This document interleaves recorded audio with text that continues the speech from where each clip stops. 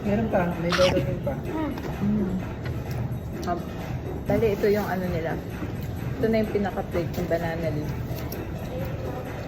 Tapos nag-order din kami itong ano, baby back ribs. Beef. Para siyang turon na ginawang parang pancake. Mm. Tapos ito naman yung Vietnamese fried rice.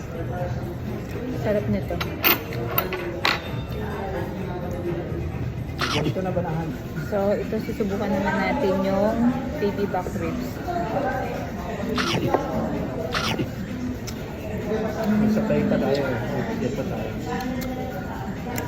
Okay na rin. Pwede na.